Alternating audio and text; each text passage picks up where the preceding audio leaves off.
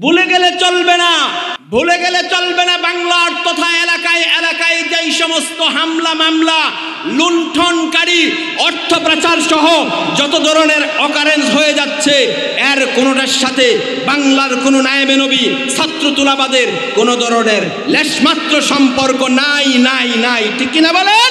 জনগণের টাকা চুরি করে যারা অর্থ ক্রয় করেছে, অর্থ জমা করেছে, এদের চাইতে লক্ষ কোটি গুণে বেশি ভালো ভিআইপি লাউঞ্জ দিয়ে প্রবাসীদেরকে আসা যাওয়ার ব্যবস্থা করা উচিত, ঠিক কিনা বলেন?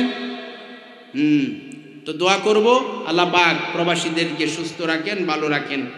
আজকে কথা বলবো, যেহেতু সাধারণ মানুষ আমরা, সেজন্য খুব কঠিন কথা না, সহজ কথায় দেখি দু চারটা কথা বোঝানো যায় কিনা।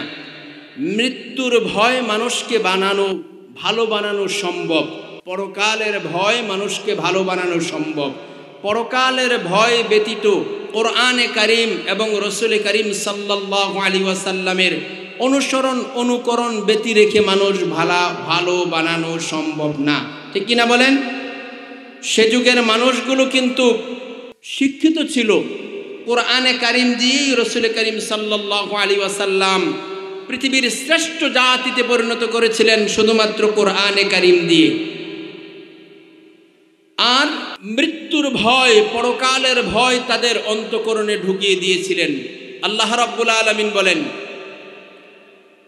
ওয়াল্লাযীনা কাযযাবু বিআয়াতিনা ওয়া লিকাইল আখিরাতি হাবিতাত আমালুহুম।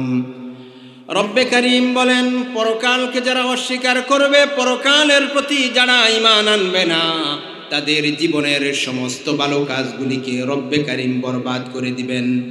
তাদের সমস্ত কাজগুলো বরবাদ করে দিবেন কে? আওয়াজ করে বলুন কে? আল্লাহ রাব্বুল আলামিনের হাবিব সাল্লাল্লাহু আলাইহি ওয়াসাল্লাম। ফাকাম রাসূলুল্লাহ সাল্লাল্লাহু আলাইহি ওয়াসাল্লাম আলা জানাজাতিহি। নবীজি সাল্লাল্লাহু আলাইহি ওয়াসাল্লাম একটি জানাজার মধ্যে উপস্থিত হইলেন। এমত অবস্থায় দেখতে পেলেন তাহাররাকাল কাফন, কাফনটা নড়াচড়া করতেছে। হযরতে আবু বকর রাদিয়াল্লাহু তাআলা আনহু কাফনের ভিতরে দেখার জন্য দৌড়ে গিয়েছেন। কাফনের ভিতরে কি নড়াচড়া করতেছে দেখে আসি। আবু বকর রাদিয়াল্লাহু তাআলা আনহু কাছে যেতেই দেখলেন কাফনের ভিতরে একটা সাপ। কি বলেন? সাপ নড়াচড়া করতেছে। হযরতে আবু বকর একটি লাঠি নিয়েছে সাপটি মারার জন্য। এবার কাছে যেতেই রাসূল উপস্থিত, সাহাবায়ে কেরাম, হযরতে আবু বকর, হযরতে উমর, আশারায়ে মুবাশশারা, হযরতে উসমান, আলী, তালহা, জুবায়ের, সাআদ ইবনে সাঈদ, আব্দুর রহমান ইবনে আউফ, আবু উবাইদা ইবনুল জাররাহ রিদওয়ানুল্লাহি তাআলা আলাইহিম আজমাইন, তিনারা উপস্থিত। এমত অবস্থায় সাহাবায়ে কেরাম উপস্থিত, নবীজি উপস্থিতিতে জানাজার মধ্যে দাঁড়ানো অবস্থায় কাফনের ভিতরে সাপ ঢুকে গিয়েছে এবং তার শরীর থেকে ঠুকরে সবল দিয়ে দিয়ে গোশত খাচ্ছে মৃত ব্যক্তির দেহ থেকে। আস্তাগফিরুল্লাহ বলেন, নাউজুবিল্লাহ বলেন। এমন কঠিন মুহূর্ত আবু বকর রাদিয়াল্লাহু তাআলা আনহু সাপটা মারার জন্য একটা লাঠি নিয়েছেন হাতে। কাছে যেতেই সাপ সজোরে উঁচু সরে আওয়াজে বলতে শুরু করলো, আশহাদু আন্নাকাল্লাহ, আশহাদু আল্লা ইলাহা ইল্লাল্লাহ ওয়াহদাহু লা শারীকা লাহু ওয়া আশহাদু আন্না মুহাম্মাদান আবদুহু ওয়া রাসূলুহু। শাহাদাতের কালিমার সাক্ষ্য দিলেন কে? কথা বলতে হবে কে? আল্লাহ দিছে নাকি? সাপ বলতেছে, সাক্ষ্য দিয়েছেন সাপ কালিমায়ে শাহাদাত বলতেছে। এবার কালিমায়ে শাহাদাত সাক্ষ্য দেওয়ার পরে সাপ এবার বলতেছে, এই আবু বকর, আমাকে কেন মারতে এসেছো? আমি তো কোনো অপরাধ করি নাই। বোঝা গেল সাপ আবু বকরও চিনে, উমরও চিনে, নাম যেহেতু বলে ফেলেছে, তাহলে সাহাবায়ে কেরামের নামও সাপ জানে। আল্লাহু আকবার বলেন। এমত অবস্থায় সাপ বলতেছে, ও আবু বকর, কেন আমাকে মারতে এসেছো? আমি তো এমনিতেই আসি নাই। আল্লাহ সুবহানাহু ওয়া তাআলা আমাকে পাঠিয়েছেন আমারানি আল্লাহু আন উআযযিবাহু ইলা ইয়াউমিল কিয়ামাহ। আল্লাহু আকবার বলেন। আল্লাহ সুবহানাহু ওয়া তাআলা আমি সাপকে হুকুম করেছেন, অর্ডার করেছেন, এমনিভাবে সবল দিয়ে দিয়ে যেন তার গোশত ছিঁড়ে ছিঁড়ে খেতে থাকি। এটা আল্লাহ পাক আমাকে আদেশ করেছেন। কিয়ামত পর্যন্ত তার এমন শাস্তি হতে থাকবে, তার চাইতে বেশি কঠিন তার উপরে শাস্তি হতে থাকবে।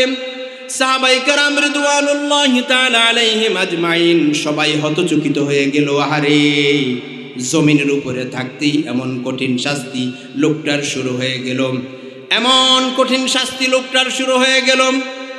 এবার রাসূল করিম সাল্লাল্লাহু আলাইহি ওয়াসাল্লামকে আল্লাহ সুবহানাহু ওয়া তাআলা জানিয়ে দিলেন যে নবীজি, এই লোকটার যে এত কঠিন শাস্তি হচ্ছে তার মধ্যে 3টা বদ অভ্যাস ছিল।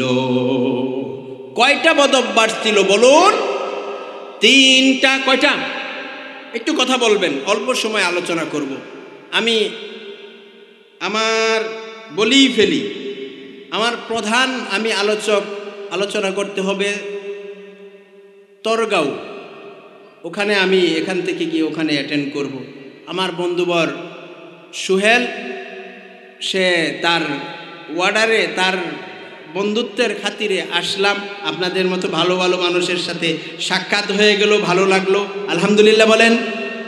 অল্প সময় কথা বলবো, খেয়াল করে শুনবেন। কয়টা অপরাধ ছিল ব্যক্তিটার? 3টা অপরাধ ছিল ব্যক্তির। 3টা অপরাধের কারণে এমন জমিনের উপরে থাকা অবস্থায় তার সাপ গোশত ছিঁড়ে ছিঁড়ে ছবল দিয়ে খাচ্ছে। নাম্বার 1 হচ্ছে তারিকুস সালাহ, লোকটি নামাজ পড়তো না। আওয়াজ করে বলেন, লোকটি কি পড়তো না? একজনও বাকি থাকবেন না, সবাই বলুন কি পড়তো না লোকটি? নামাজ পড়তো না। নামাজ যে ব্যক্তি পড়ে না তার মধ্যে আর কাফেরের মধ্যে কোনো সম্পর্ক থাকে না, তার মধ্যে আর কাফেরের মধ্যে কোনো পার্থক্য থাকে না। একজন মানুষ নামাজ পড়ে না, হত্যা করেছে, চুরি করেছে, ডাকাতি করেছে, জেনা করেছে, হত্যা করেছে, তারপরেও কোরআনে কারীমের এবং হাদিসের ভিতরে কোথাও এই লোকটি কাফের বলা হয় নাই। কিন্তু একটি লোক নামাজ পড়ে না, রসুল বলেছেন বাইনাল আবদি ওয়া বাইনাল কুফরি তারকুস সালাহ। নামাজ পড়ে নাই আর নামাজি আর বেনামাজির মধ্যে সম্পর্ক। নামাজ যে পড়লো মুমিন, নামাজ যে পড়ে না সে কি? কথা কন না, সে কি? লোকটির মধ্যে নামাজ ছেড়ে দেওয়ার, সুস্থ থাকা অবস্থায় লোকটি নামাজ পড়তো না। খুব খেয়াল করুন, ডালের শহরের যুবকেরা আওয়াজ করে একটু কানটা খরগোশের মতো খাড়া করে শোনো। মা বোনেরা খুব খেয়াল করে কথাটা শুনুন। হযরত মুসা আলাইহিস সালাম, তিনার দরবারে একজন নারী গিয়েছে। মুসা আলাইহিস সালামের দরবারে গিয়ে বলতেছেন, ইন্নী ইস্তাগাফতু যামবান আযীম ফাহাল্লি মিন তাওবাতিন। আমি বড় একটি গুনাহ করেছি, অনেক বড় একটি গুনাহ করেছি। আমার কাছে কি, আমার জন্য কি তাওবার রাস্তা আমার জন্য কি খোলা আছে? এবার মহিলাটি মুসা আলাইহিস সালাম বলছে, কি গুনাহ করেছো? গুনাহ যামবে আযীম, গুনাহ বড় গুনাহ করেছো। ঠিক আছে, বলো মহিলা, কি গুনাহ করেছো? মহিলাটি বলতেছে যে আমি জিনা করেছি। নাউজুবিল্লাহ বলেন। আমি জিনা করেছি, জিনা করার পরে পেটে বাচ্চা চলে আসছে। তারপরে এক পর্যায়ে বাচ্চা যখন ভূমিষ্ঠ হয়েছে, আমি এই নিজ হাত দিয়ে এই সন্তানটাকে, নবজাতক সন্তানটাকে গলা টিপে হত্যা করেছি। নাউজুবিল্লাহ বলেন। গলা টিপে আমি এই নবজাতক সন্তানকে হত্যা করেছি।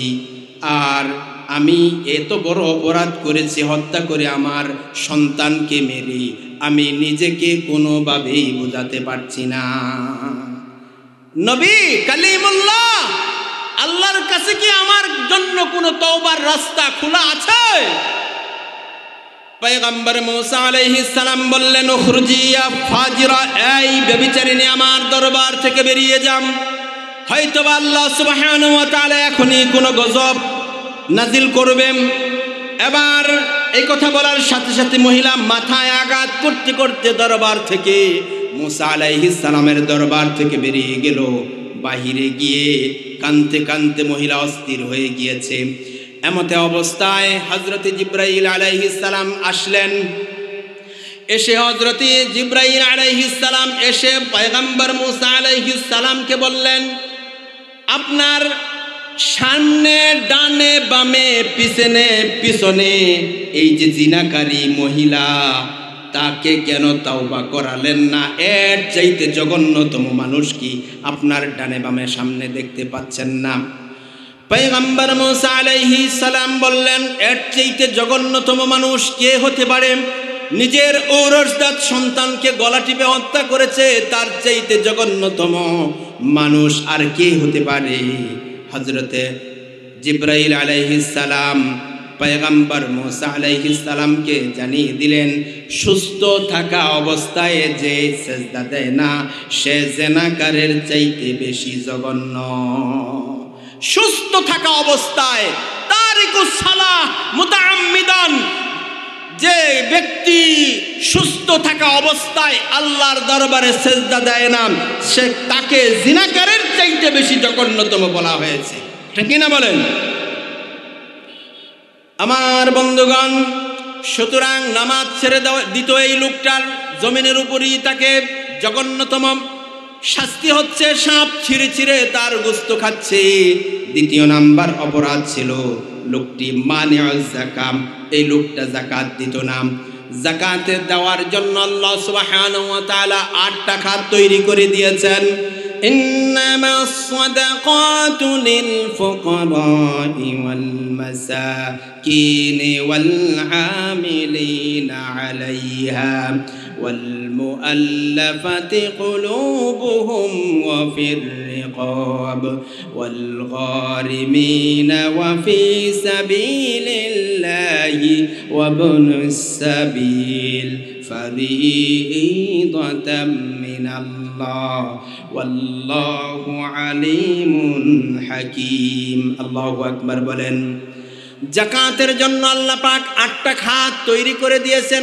8 খাতে দান করবেন, আর দান করবেন 8 খাতে যাকাত আল্লাহ পাক দিতে বলেছেন। আর সাধারণ দানের কথাও বলা হয়েছে। সাধারণ দান করবেন, সহযোগিতা করবেন, সাহায্য সহযোগিতা করবেন। নবীজি সাল্লাল্লাহু আলাইহি ওয়াসাল্লামকে প্রশ্ন করা হলো, ওয়ায়াসআলুনাকা মাযা ইউনফিকুনা, যাকাতের পাঠে ঢুকলে আমি বের হতে পারবো না, ওখানেই আমি আমার মূল লক্ষ্যে যাচ্ছি, এজন্য যাকাতের পাঠটা এখানে রইল। সাধারণ দানের কিছু কথা বলছি। وَيَسْأَلُونَكَ مَاذَا يُنْفِقُونَ قُلِ الْعَفْوَ, নবী আপনাকে প্রশ্ন করা হয় কি খরচ করব, আপনি বলুন প্রয়োজনের অতিরিক্ত যেটা আছে সেটাই তুমি আল্লাহর রাস্তায় খরচ করে দাও। তোমার যখন অনেক টাকা হয়ে গিয়েছে, সেই টাকাগুলো নিজের প্রয়োজন মিটে যাওয়ার পরে ব্যাংকের মধ্যে অসংখ্য টাকা রেখে শুধু বসে বসে গুনতেছো, এরকম করো না, বরং খরচ করতে থাকো। খরচ করো, কৃপণতা করতে আল্লাহ পাক নিষেধ করে দিয়েছেন। আল্লাহ বলেন, ওয়ালা তাজআল ইয়াদাকা মাগলুলাতান ইলা উনুকিকা ওয়ালা তাবসুতহা কুল্লাল বাস ফাতাকউদা মালুমান মাহসুরা। তোমাদের দানের হাত উঠায় একেবারে গলার সাথে বেঁধে রেখো না, কার্পণ্যতাও না আসে, দিতে দিতে জম্মের মতো সব দিয়া ফতুর হয়ে যায় না, দুটোর মধ্যে ব্যালেন্স হতে হবে। আর এদের এই দানগুলো করবেন কাদেরকে? আল্লাহ সুবহানাহু ওয়া তাআলা খাত তৈরি করে দিয়েছেন। আল্লাহ রাব্বুল আলামিন বলেন, ওয়া বিল ওয়ালিদাইনি ইহসানাও ওয়া বিজিল কুরবা ওয়াল ইয়াতামা ওয়াল মাসাকিনি ওয়াল জারি যিল কুরবা। আল্লাহু আকবার বলেন। নিজের পিতামাতা, নিকট আত্মীয়, এতিম, মিসকিন, আত্মীয় প্রতিবেশী, অনাত্মীয় প্রতিবেশী, চলার সাথী, মুসাফির, এখানে শুধু 2টা ব্যক্তির কথা বলবো আমি। নিজের পিতা মাতাদের প্রতি আপনারা কিন্তু খুব খেয়াল রাখবেন। রাসূল বলেন, আল্লাহ পাক জানিয়ে দিলেন, পিতামাতা যদি সন্তুষ্ট থাকে আল্লাহও সন্তুষ্ট থাকবে। পিতামাতা যদি অসন্তুষ্ট থাকে আল্লাহ নারাজ হয়ে যাবে। ঠিক কিনা বলেন? শাশুড়ির প্রতি বউ অসন্তুষ্ট থাকে শাশুড়ি বউয়ের প্রতি, এবং বউ শাশুড়ির প্রতি, শ্বশুর শাশুড়ির প্রতি, শ্বশুর তার পুত্রবধূর প্রতি অসন্তুষ্ট থাকে। এইগুলো মনোমালিন্য মিটানোর জন্যই ওয়াজ মাহফিল অনেকে বলে বৃথা অযথা। না, ওয়াজ মাহফিল বৃথা অযথা না। আল্লাহর ভয়, পরকালের ভয়, ইসলামের কথা, দ্বীনের কথা, কোরআনে কারীমের কথা, এই সব কথাগুলো যদি না বলা হয় কে বলবে? নবী নাই, রসুল নাই, আর কিতাব আসবে না। 100খানা সহিফা পাঠ শেষ হয়ে গিয়েছে, আশার সিরিয়াল 4খানা বড় বড় কিতাবও শেষ হয়ে গিয়েছে, আশার সিরিয়াল, এবং লক্ষাধিক নবী রাসূল আল্লাহ সুবহানাহু ওয়া তাআলা পাঠিয়েছেন। নবীর সিলসিলা শেষ হয়ে গিয়েছে, নবীদের ওয়ারিস রাখা হয়েছে। আল উলামা ওয়ারাসাতুল আম্বিয়া, নবীরা হলেন, আল উলামায়ে কেরাম হলেন নবীদের ওয়ারিস। এই ওয়ারিসটাই কিয়ামত পর্যন্ত ইসলামের কথা, কোরআনের কথা বলেই যাবে। তাতে কাফের বেঈমানদের কলজায় যত আগুন লাগুক, ইসলামের পতাকা, সুশীতল বাতাস, সুশীতল পতাকা ইসলামের পথ করে এই জমিনে অবশ্যই উড়বে, এটা আমরা আশা করতেই পারি। ঠিক কিনা বলেন? কারণ এটি হচ্ছে এই কোরআনে কারীম ইসলামের, এটি ইসলামের দেশ। 92-93% মুসলমানের দেশ এটা। ঠিক কিনা বলেন? এটি ইসলাম এবং কোরআনে কারীম প্রতিষ্ঠিত হওয়ার জন্য চমৎকার একটি উর্বর জায়গা। এই জায়গাতে ইসলাম প্রতিষ্ঠিত হওয়ার জন্য আমার যুবকেরাই যথেষ্ট। শুধু যদি যুবকেরা নেমে আসে, বিগত দিনেও আমরা দেখেছি অনেক পরিবর্তন। যুবকরা যখন অগ্রগামী হয়েছে, রাসূল বলেছেন উসিকুম বিশ-শাবাবি খায়রা ফাইন্নাহুম আরাকতু আফইদা লাকাদ বা'আসানি আল্লাহু বিল হানিফিয়্যাতি সামহা ফাহালাফানি আশ-শাবাব ওয়া খালাফানি আশ-শুয়ুব। আমি পৃথিবীতে এসেছি উদারতা সহকারে। যুবকরাই ইসলামের জন্য, দ্বীনের জন্য সবচেয়ে বেশি কষ্ট, সবচেয়ে বেশি রক্ত যুবকেরাই দিয়েছে। ঠিক কিনা বলেন?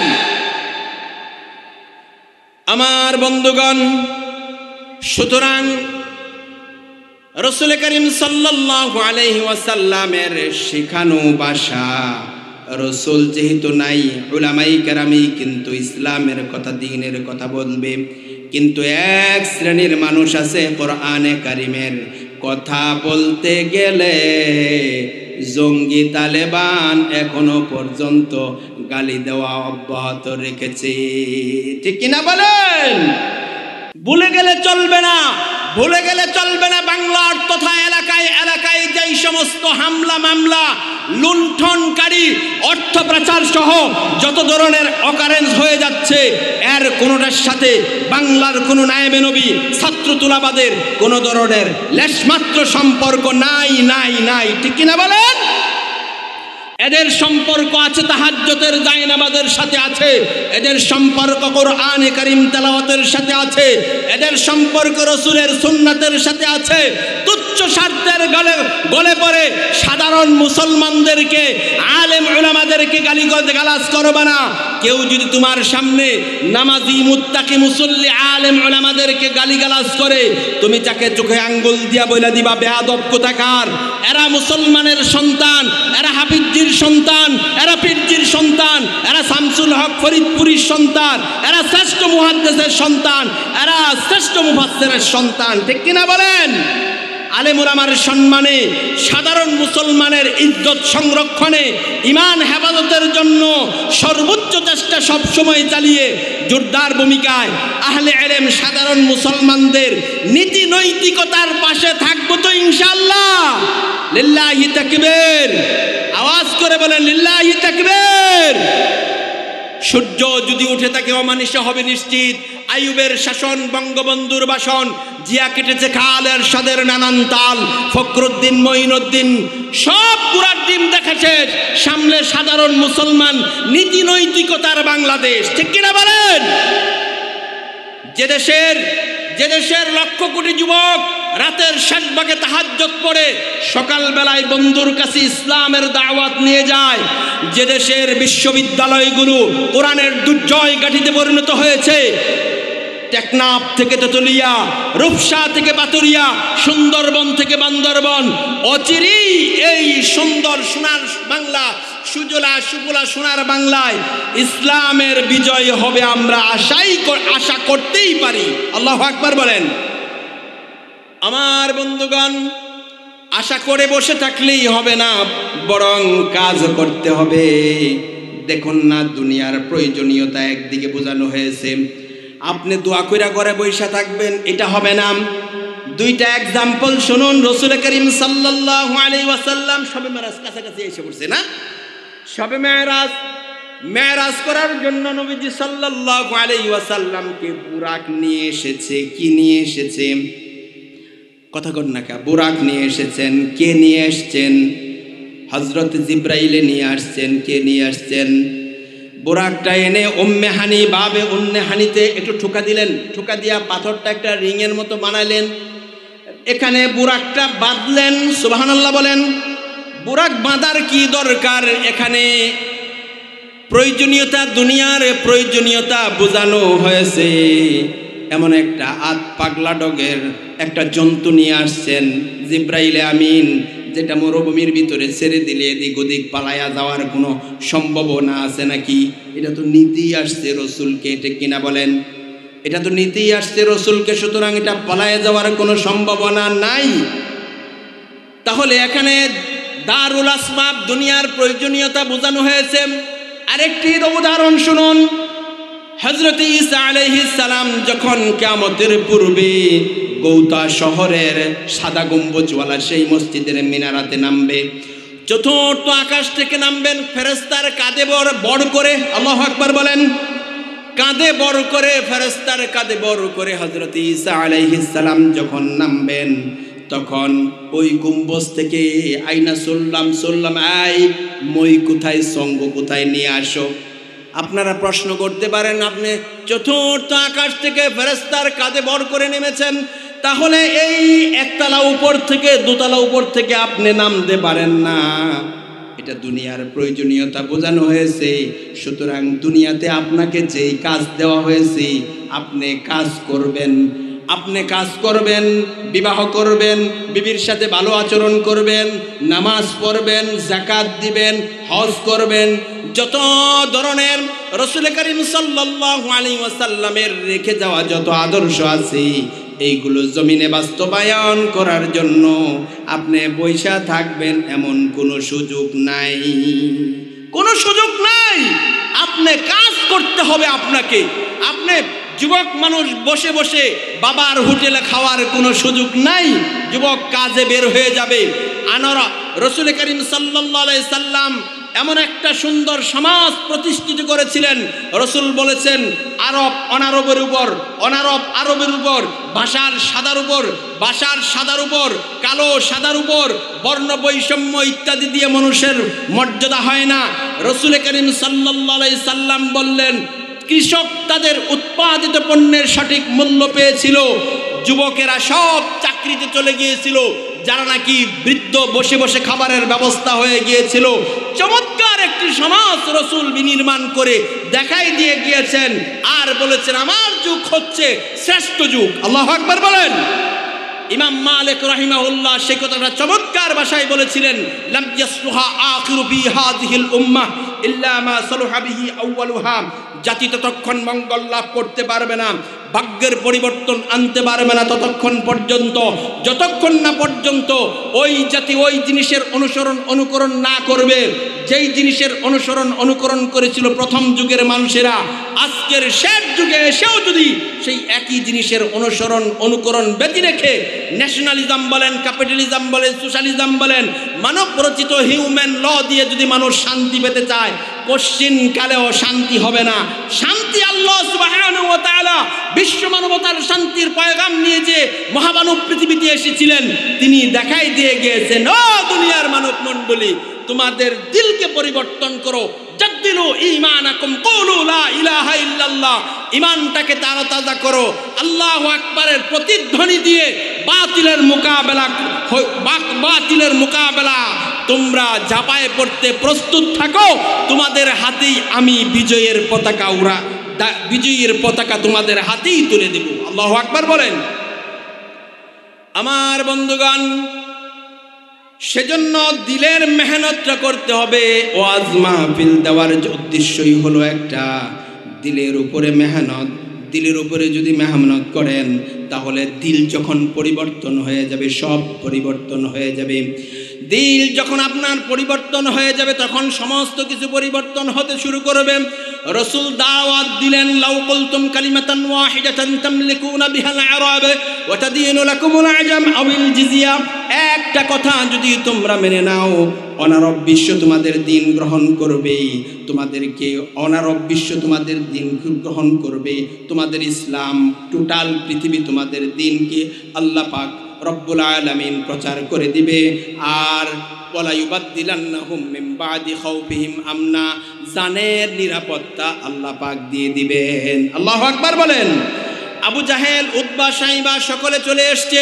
সকলে এসে বলতেছে যে, এই আলামিন বিশ্বস্ত যুবক, চমৎকার কথা তুমি বলেছ, সুতরাং তোমার কথা মানলে এত পুরস্কার পাবো।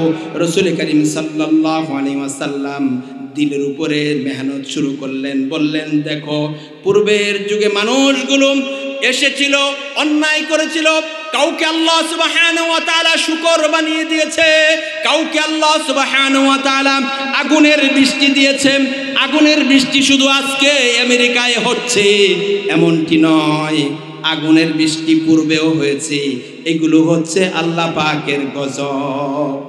এখন যে আমেরিকা পড়তেছে পুরার একটাই কারণ, এইগুলো কার গজব? আল্লাহর গজব। পৃথিবীর ক্ষমতাধর তোমরা ফিলিস্তিনের মানুষকে 70 বছর যাবৎ মারার জন্য তোমরা হাজার হাজার crore crore billion million trillion dollar খরচ করে তোমরা ফিলিস্তিনের মুসলমানদেরকে পাথরের সাদের মাতবাড়ি শেষ করে দিয়েছে, ঠিক কিনা বলেন? আল্লাহ পাক প্রচন্ড করলেন, বললেন, দেখো না কত মানুষ কত খারাপ কাজ করে। এত খারাপ কাজ করার পরেও তওবা করে মানুষগুলো ভালো হতে শুরু করে। এমন খারাপ কাজগুলো মানুষ করে। মানুষ যখন খারাপ কাজ করে আবার ভালো কাজ করে, তখন সর্বশেষ তার মাদফুন হইল জানাজার স্থান। কোন জায়গা? জানাজার জায়গা। জানাজার স্থানে দাঁড়ায় মানুষ তার ভালো মন্দ বলে। অনেকে বলে লোকটা ভালো ছিল, অনেকে বলে লোকটা খারাপ ছিল। হযরতে ওমর রাদিয়াল্লাহু তাআলা আনহু, হযরতে ওমর রাদিয়াল্লাহু তাআলা আনহু এক জানাজার মধ্যে উপস্থিত হলেন এবং নিষেধ করলেন, নবীজি এই লোকটার জানাজা পড়াবেন না, এই লোকের মধ্যে বিভিন্ন রকমের দোষ ত্রুটি রয়েছে, এমন এমন দোষ এই লোকটার মধ্যে রয়েছে, সুতরাং এর জানাজা আপনি পড়াবেন না। রাসূল করিম সাল্লাল্লাহু আলাইহি ওয়াসাল্লাম আগত মুসলমানদেরকে, সাহাবায়ে কেরামদেরকে উদ্দেশ্য করে বললেন, ও সাহাবায়ে কেরাম, এই যে যার জানাজা পড়ানোর জন্য আমি এসেছি, এর মধ্যে কি কোনো ভালো কোনো গুণ তোমরা দেখেছো কিনা? একজন বলল, হ্যাঁ আমি দেখেছি। একদল মুসলমানের কাফেলা রাত্রি যাপন করার জন্য যখন রওনা করেছিল, তখন এই ব্যক্তি তাদেরকে পানি পান করাইছে, তাদের তাঁবুর খুঁটি গেড়ে দিয়েছে। রাসূল বললেন, দাঁড়াও, তোমরা জানাজা আমি পড়াবো। আল্লাহু আকবার বলেন। জানাজা পড়াইয়া হাত উত্তোলন করলেন, দোয়া করলেন, আর বললেন, ওমর, মানুষের বাহ্যিক দৃষ্টিটা দেখেই মানুষের বিচার করো না।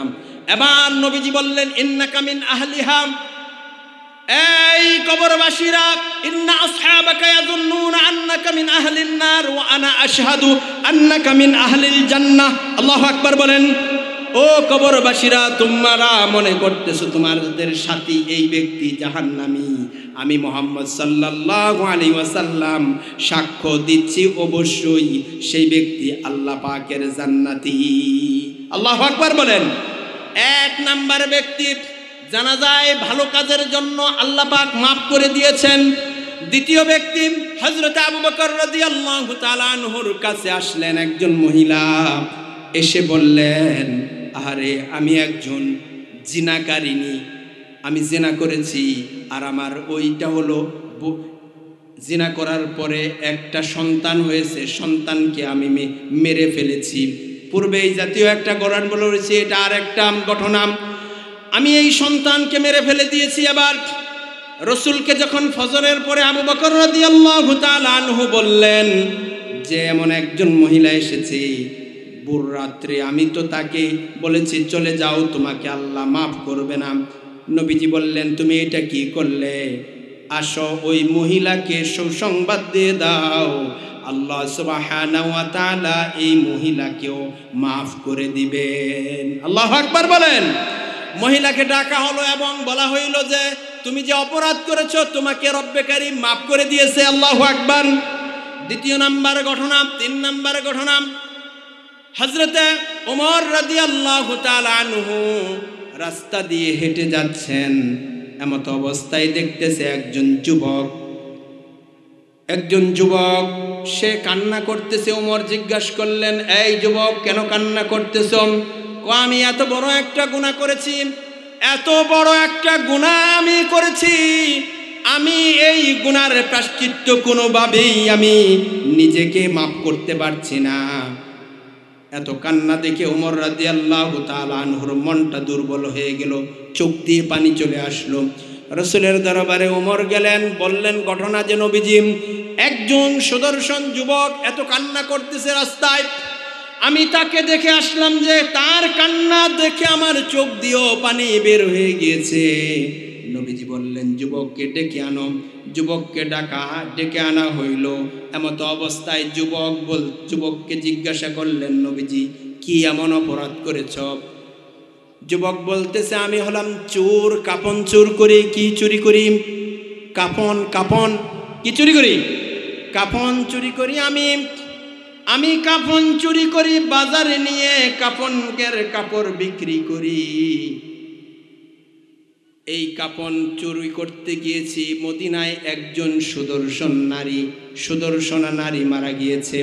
তাকে যখন দাফন করা হইল রাত্রেবেলা, আমি কবরটা খনন করলাম, আর কবর খনন করার পরে তার কাফনটা যখন টান মেরে বস্ত্রহীন করে ফেললাম, এত সুন্দরী ছিল মহিলাটা, আমার মাথার মধ্যে জাহিলিয়াত চাপা দিল। আমি তো এই মহিলাকে অনেক আকাঙ্ক্ষা করেছিলাম, জীবিত অবস্থায় পাওয়ার জন্য অনেক আকাঙ্ক্ষা ছিল। এমত অবস্থায় এই মহিলাকে দেখে বস্ত্রহীন অবস্থায় জাহিলি মানুষকে, মূর্খতা এবং পাপাচার মানুষকে কত নিচে নামায় ডালে। শহরের যুবকেরা কান খাড়া করে শোনো, মহিলা বস্ত্রহীন অবস্থায় দেখে এই যুবক এই মহিলার সাথে ব্যভিচার করেছে, জেনা করেছে। নাউজুবিল্লাহ বলেন। এই মহিলার সাথে জেনা করেছে।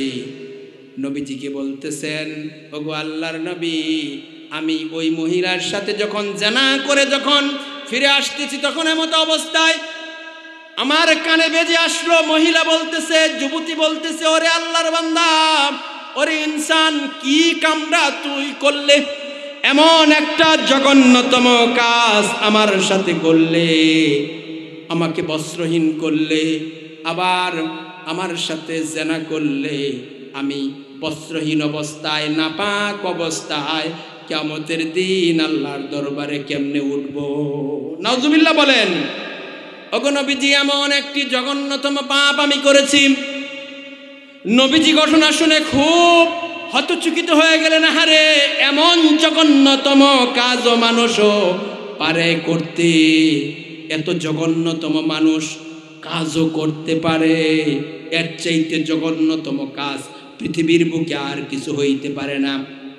এমত অবস্থায় যুবকরা কাঁদতে কাঁদতে খুব অস্থির হয়ে গিয়েছে। নবীজি সাল্লাল্লাহু আলাইহি ওয়াসাল্লাম বললেন, তুমি বেরিয়ে যাও, আমি কিছু বলতে পারবো না। কারণ রাসূল করিম সাল্লাল্লাহু আলাইহি ওয়াসাল্লাম তো আল্লাহ পাকের ইশারা, হুকুম, জিবরাইলের বাণী ছাড়া কোনো কথা বলেন নাই।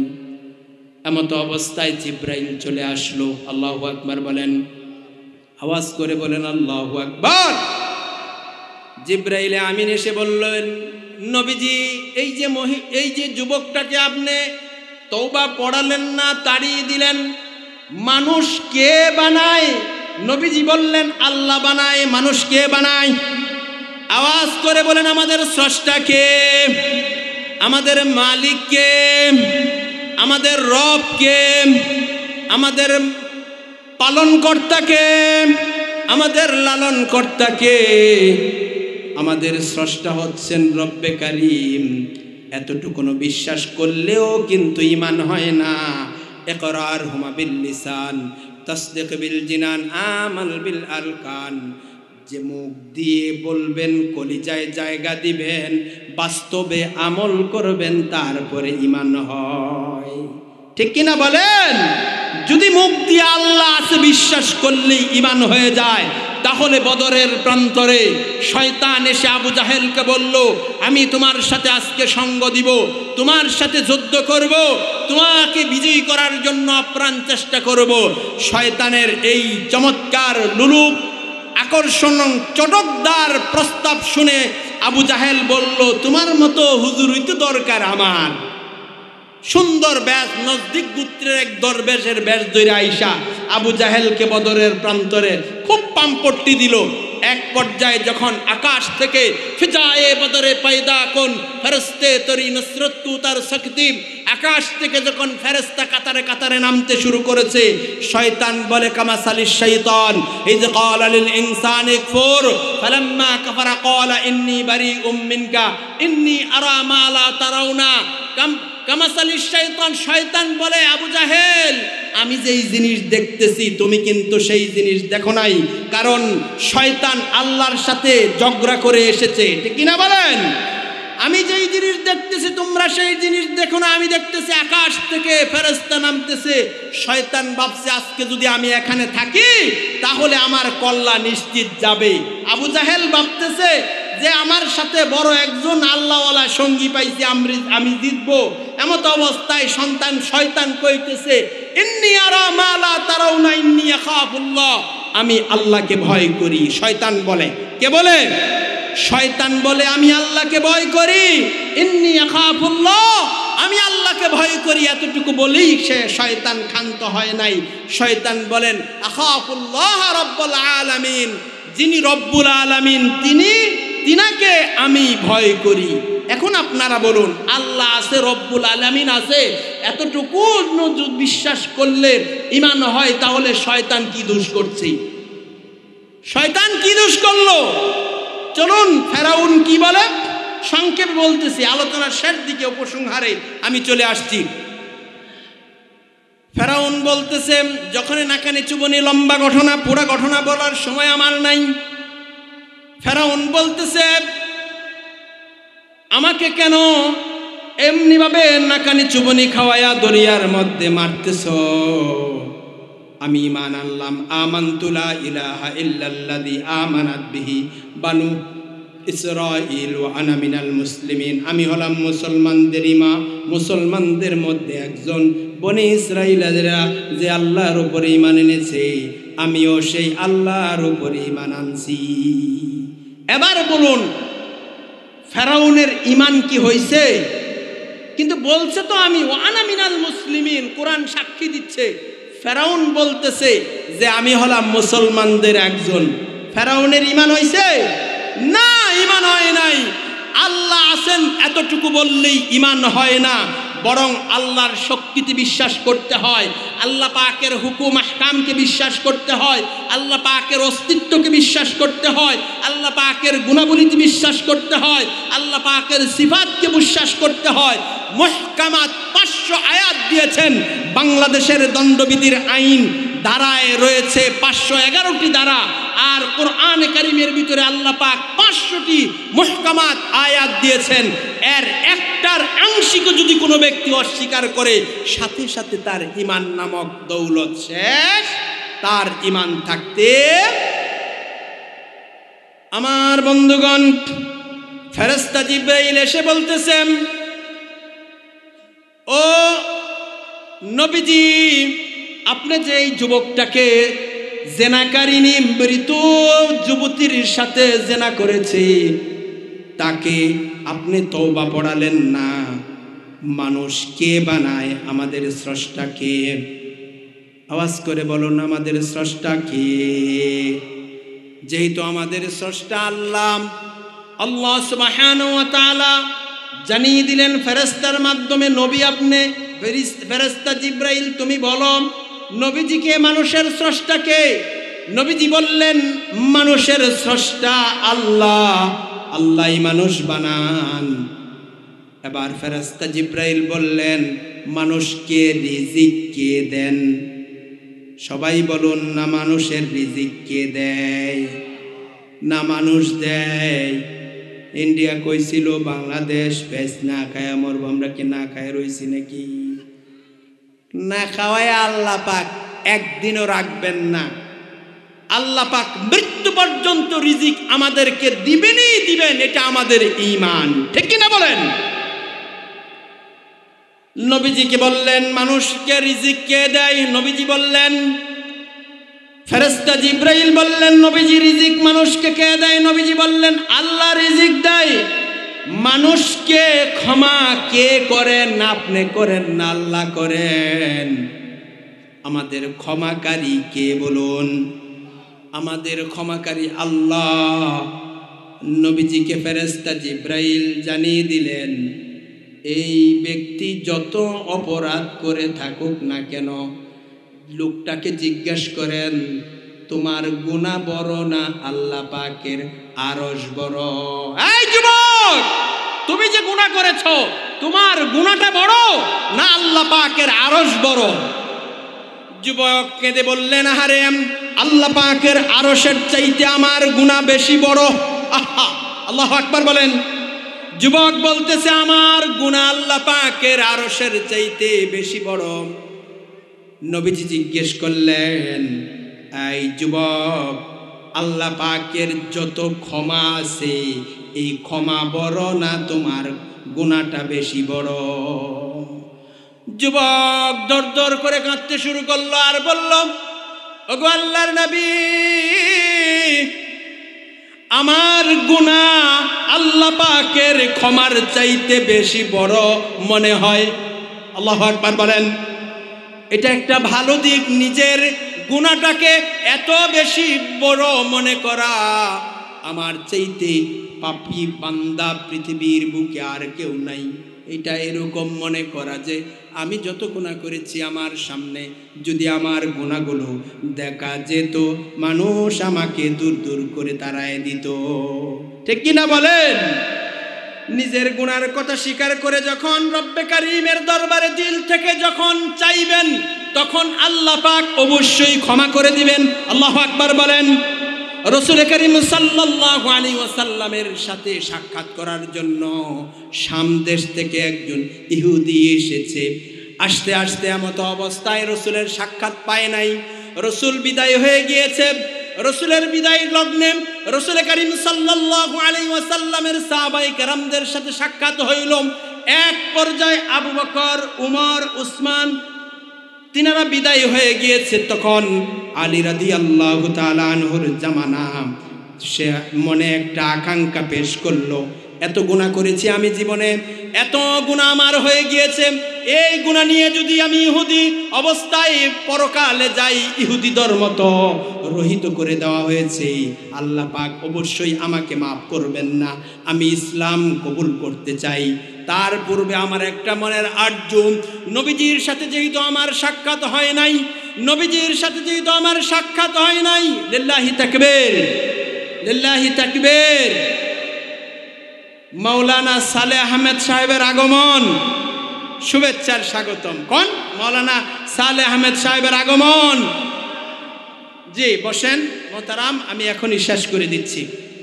নবীজি সাল্লাল্লাহু আলাইহি ওয়াসাল্লামের নবীজি সাল্লাল্লাহু আলাইহি সাল্লামের সাথে যেহেতু সাক্ষাৎ হয় নাই, আমি শুনেছি রাসূল করিম সাল্লাল্লাহু আলাইহি ওয়াসাল্লামের জুব্বাটা নাকি আছে, আমি রাসূলের কাপড়টা একটু দেখতে চাই। স্বামী মারা গেলে স্বামীর কাপড় দেখলেও স্ত্রীর আবেগ চলে আসে, ঠিক কিনা বলেন?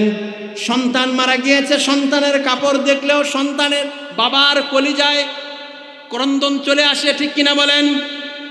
সুতরাং রাসূল করিম সাল্লাল্লাহু আলাইহি ওয়াসাল্লামের জুব্বা মুবারকটা আমি দেখতে চাই। রাসূলের জুব্বা মুবারক দেখার জন্য আরজু পেশ করলো। হযরত আলী রাদিয়াল্লাহু তাআলা আনহু ডাক দিলেন, আইনা সালমান? সালমান রাদিয়াল্লাহু তাআলা আনহু বললেন, লাব্বাইক ওয়া সাদাইক, হুজুর আমি হাজির আছি। যাও আমার বাড়িতে যাও, গিয়ে দেখো রাসূল করিম সাল্লাল্লাহু আলাইহি ওয়াসাল্লামের জুব্বা মুবারকটা আছে, নিয়ে আসো। সালমান ফার্সি চলে গেলেন, হযরত আলীর বাড়িতে গেলেন, গিয়ে দেখেন হাসান ওয়াল হুসাইন ইয়াবকিয়ান, হাসান হুসাইন কাঁদতেছে। কিভাবে তিনি টুকা দিবেন, নক করবেন, সাহস করতে পারছে না, কারণ এটি তো যেনতেন মানুষের ঘর নয়, এটি হলো সাইয়্যিদাতুন নিসা ফাতিমাতুজ জাহরা, জান্নাতের সমস্ত রমণীদের সরদারিনী হযরতে ফাতেমা রাদিয়াল্লাহু তাআলা আনহার ঘর। অনেকক্ষণ পরে ফাকরা ফিল বাবি করাআন খাফিফান, আস্তে করে টুকা দিলেন, নক করলেন। এমত অবস্থায় ভিতর থেকে আওয়াজ আসলো, মাইয়া করা বাবাল ইয়াতামা। আল্লাহু আকবার বলেন। ওরে এতিমদের গড়ে কে আঘাত করো রে? বাহির থেকে সালমান ফারসি রাদিয়াল্লাহু তাআলা আনহু বললেন, আমি সালমান। হযরত ফাতেমা বললেন, কেন এসেছে জিজ্ঞাসা করো। হাসান হুসাইন জিজ্ঞাসা করলেন, কেন এসেছেন?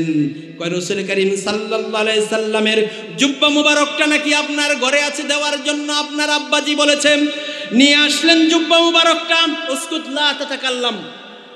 জুব্বা মুবারকটা নিয়ে আসলেন। এবার রাসূল করিম সাল্লাল্লাহু আলাইহি ওয়াসাল্লামের জুব্বা মুবারকটা একটা চুমু দিলেন, গ্রান নিলেন। সালমান ফারসি রাদিয়াল্লাহু তাআলা আনহু নিয়ে দিলেন আলী রাদিয়াল্লাহু তাআলা আনহুর হাতে।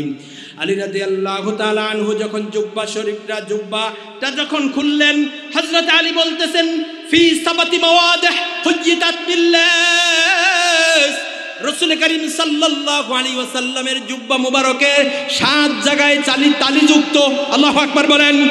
ফি সাবাতি মাওয়াদিহ হুজ্জিতাত বিল্লাহ, 7 জায়গায় রাসূল করিম সাল্লাল্লাহু আলাইহি ওয়াসাল্লামের জুব্বা মুবারকে তালি দেওয়া।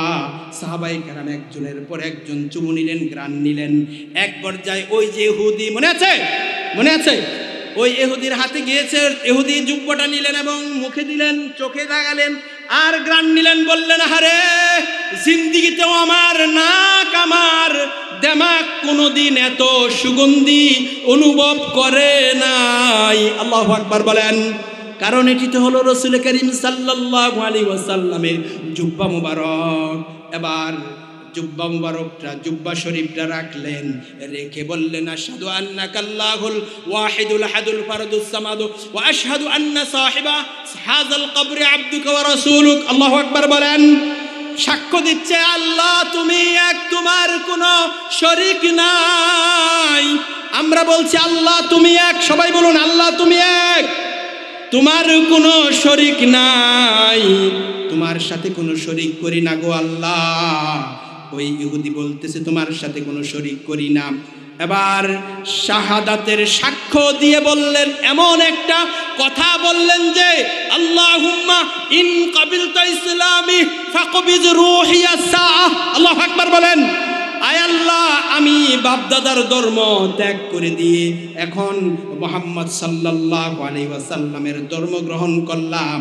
আয় আল্লাহ তাআলা, তুমি যদি আমার এই দিল থেকে ইসলাম যে গ্রহণ করেছি, এটা যদি তুমি রব্বে কারীম কবুল করে থাকো, আর দেরি নয়, আর দেরি নয়, তুমি আজরাইল পাঠায় দাও। আল্লাহু আকবার বলেন। সাথে সাথে লোকটা লুটায় পড়ল, আর সাহাবায়ে কেরাম আসলেন, দৌড়লেন, দেখলেন সে মৃত্যুবরণ করেছে, পরলোকে চলে গেছে। আল্লাহু আকবার বলেন। সুতরাং বোঝা গেল এই লোকটার ঈমান যে কবুল হয়েছে তাতে কোনো সন্দেহ নাই। রাসূল করিম সাল্লাল্লাহু আলাইহি সাল্লাম ওই যুবককে ডাক দিয়া বললেন, যুবক, তোমার গুনাহ যত বড়ই হোক না কেন, তুমি নারীর সাথে, মৃত যুবতীর সাথে তুমি জিনা করেছো, তারপরেও তোমাকে আল্লাহ পাক তোমার জীবনের তরে যদি তওবা করতে পারো, জিন্দেগীর সমস্ত গুনাহ আল্লাহ তোমাকে মাফ করে দিবেন। আল্লাহু আকবার বলেন। আয় আল্লাহ, ডালের শহর যুব সমাজের উদ্যোগে যে চমৎকার আয়োজন করেছে, তাদেরকে যুবকেরা যত গুনাহ করেছে, মোবাইলের গুনাহ, প্রেম প্রীতির গুনাহ, পরকীয়ার গুনাহ, ভালোবাসার গুনাহ, যত অন্যায় করেছে, জীবনের সমস্ত গুনাহ থেকে তওবা করে পূত পবিত্র হয়ে যেন তারা বাড়িতে যেতে পারে, আল্লাহ তৌফিক দান করে, বলি আমিন। যারা বাবারা এসেছেন ধৈর্য ধরে যারা এতক্ষণ কোরআনে কারীমের আলোচনা শুনেছেন, আল্লাহ সুবহানাহু ওয়া তাআলা প্রত্যেককে আল্লাহ সুবহানাহু ওয়া তাআলা উত্তম জাযা দান করেন। সবাই বলি আমিন সুম্মা আমিন। ওয়া আখির দাওয়ানা আলহামদুলিল্লাহি রাব্বিল আলামিন।